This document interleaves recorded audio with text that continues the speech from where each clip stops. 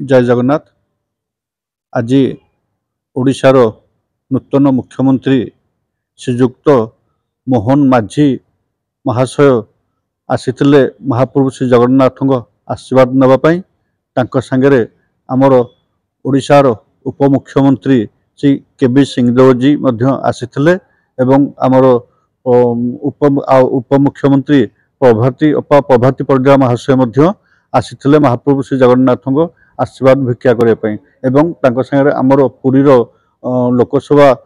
MP doctor Sambit पात्र महाशय आसीथिले एवं प्रताप षडंगी महाशय एवं सांगे सुरेश पुजारी महाशय एवं समस्त विधायक माने महाप्रभु श्री जगन्नाथ को दर्शन करने आसते एवं आमर नूतन भाव निर्वाचित होता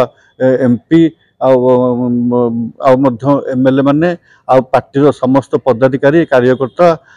जिला सभापति आमर आशित पट्टनायक पुरीर समस्त साधारण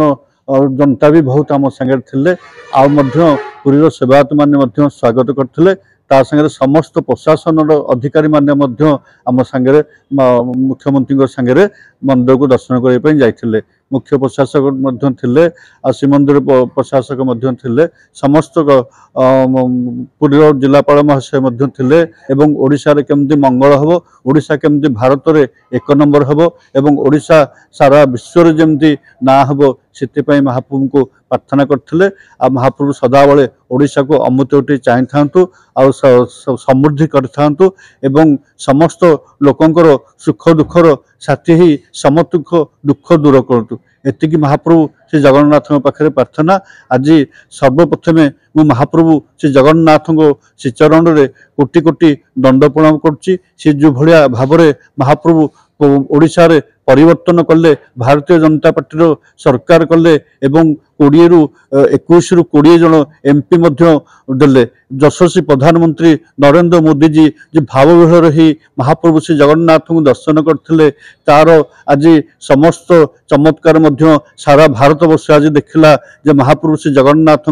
चमत्कार कौन अच्छी से महाप्रभु श्री जगन्नाथ श्री चरण रे ए सरकार आज समर्पण है ए सरकार को महाप्रभु श्री जगन्नाथ चलेबे एवं ओडिशार लोकंकर मंगल हबो एतिकी मोर महाप्रभु श्री जगन्नाथ श्री चरण रे प्रार्थना। निश्चिंत पक्षे जहाँ आमर यशस्वी प्रधानमंत्री नरेंद्र मोदी जी सबू समस्त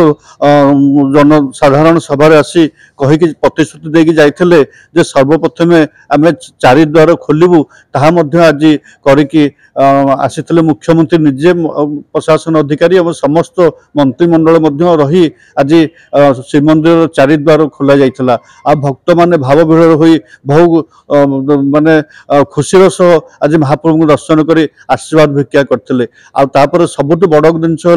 प्रथम थर कहीं आम ओडिशार प्रशासन ओडिशा सरकार तरफ मुख्यमंत्री तरफ काली जो घोषणा करागला श्रीमंदिर कॉर्पस फंड 500 कोटी टंका से महाप्रभु श्री जगन्नाथ को